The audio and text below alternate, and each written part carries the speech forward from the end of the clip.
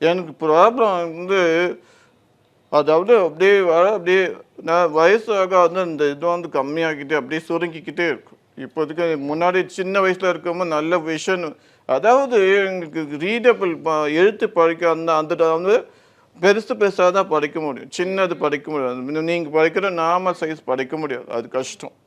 So கேட்க நல்லா கேட்கணும் ஆமல். பட் வந்து ரொம்ப இப்போ பாடு நான் உங்களுக்கு செகண்ட் பாட்டு நான் பாடும்போது கூட உங்களுக்கு தெரியும்.